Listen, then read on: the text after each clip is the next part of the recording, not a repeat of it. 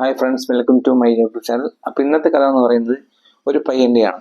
അതായത് അവൻ്റെ കുട്ടിക്കാലത്ത് അവനുണ്ടായ ഒരു സംഭവവുമായി ബന്ധപ്പെട്ടാണ് കഥ കേട്ടോ. അവൻ്റെ പേര് ഫ്രാൻസിസ് എന്നാണ്. എൻ്റെ ഒരു ഫ്രണ്ടായിരുന്നു. സ്കൂൾ ടൈമിൽ എൻ്റെ ഒരു ഫ്രണ്ടായിരുന്നു. അപ്പോൾ അവൻ എന്ന് സ്കൂളിൽ പോകുന്ന സമയത്ത് അവനുണ്ടായ ഒരു അനുഭവമാണ് ഈ കഥയിൽ പറയുന്നത്. അപ്പോൾ ഇവൻ സ്കൂളിൽ പോകുന്ന സമയത്ത് ഇവനൊരു ഫ്രണ്ട് ഉണ്ടായിരുന്നു. ഇവൻ്റെ ഫ്രണ്ട് അല്ല, ഇവൻ്റെ ക്ലാസ്സിൽ പഠിച്ച ഒരു പയ്യൻ ഉണ്ടായിരുന്നു.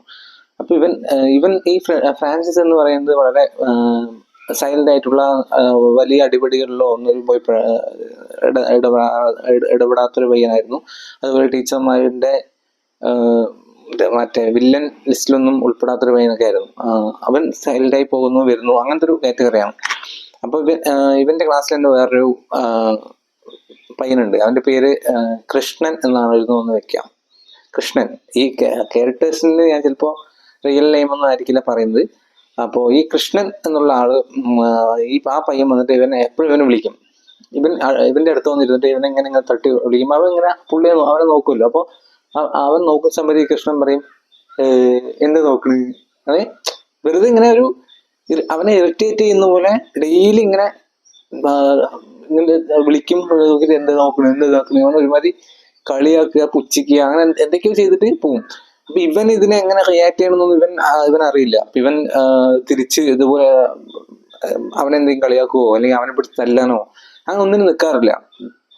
അപ്പൊ ഇവനിത് ഇങ്ങനെ കണ്ടിന്യൂസ് ആയി ചെയ്യുന്നു. ഇവന് പക്ഷെ ഭയങ്കരമായ ഇറിറ്റേഷൻ ആവുന്നുണ്ട് ആർക്ക്? ഫ്രാൻസിസിന്. ഇവന് ഒരിക്കലും സ്കൂളിൽ പോകാനേ തോന്നുന്നില്ല. ഇത് കണ്ടിന്യൂസ് ആയി തുടർന്നുകൊണ്ടേയിരിക്കുകയാണ്. അപ്പൊ ഇവൻ ഒരു ദിവസം വീട്ടിൽ വന്നിട്ട് വീട്ടുകാരടുത്ത് പറഞ്ഞു, അച്ഛാ എനിക്ക് ഇനി സ്കൂളിൽ പോകാൻ വയ്യാണ്. ഇവന് ഭയങ്കരമായ വിഷമത്തോട് അവൻ കരഞ്ഞുകൊണ്ട് പറയാണ് വീട്ടുകാരോട്. അപ്പൊ ഇങ്ങനെ എന്നെ അടുത്തും കളിയാക്കുന്നുണ്ട്, എനിക്ക് പോകാൻ പറ്റുന്നില്ല എന്നൊക്കെ പറയുമ്പോൾ വീട്ടുകാരുടെ റിയാക്ഷൻ എങ്ങനെയാണ് ഭയങ്കരമായിട്ട് അത്ഭുതപ്പെടുത്തിയത്. കാരണം ഇവനെ തിരിച്ചു പറയണ ഒരു പയ്യൻ കളിയാക്കുന്നു എന്ന് പറഞ്ഞിട്ട് നീ സ്കൂളിൽ പോയിരിക്കുക, നീ എന്തായാലും പോകണം, അങ്ങനെ അതിനെ കാര്യമാക്കി എടുക്കാൻ നീ പോകുമെന്ന് പറഞ്ഞാൽ അവന് പറഞ്ഞു വിടാണ്. അവൻ ഈ ഞങ്ങൾക്കിടയിലുള്ള സംസാരത്തിനിടയിൽ എന്നോട് ഇത് പറഞ്ഞത് എന്താണെന്ന് വെച്ചാൽ, എടാ എനിക്ക് ഇന്നും ആ കൃഷ്ണൻ എന്ന് പറയുന്ന ആ ഫ്രണ്ടിന് കാണുമ്പോൾ എനിക്ക് ആ സംഭവമാണ് ഓർമ്മ വരുന്നത്. പക്ഷെ സംഭവം അവനെ ഈ കൃഷ്ണന് ചിലപ്പോൾ ഒരു പക്ഷെ ഇതൊക്കെ മറന്നിട്ടുണ്ടാവും.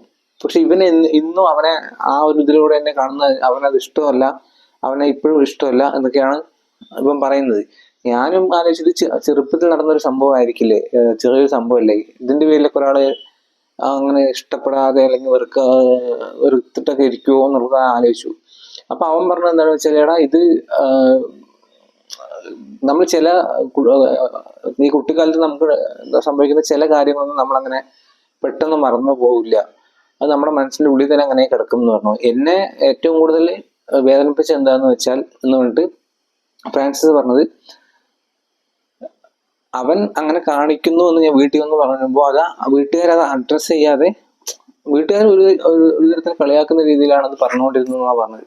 അപ്പൊ ഇതിൽ എന്താണ് മനസ്സിലാക്കിയെന്ന് വെച്ചാൽ, നമ്മൾ ഈ കുട്ടികൾക്കിടയിൽ ഉണ്ടാകുന്ന അവര് വന്ന് പറയുന്ന കാര്യങ്ങളൊക്കെ നമുക്ക് കേൾക്കുമ്പോൾ നമുക്ക് ചെറിയ ചെറിയ കാര്യങ്ങളാണെന്ന് തോന്നും.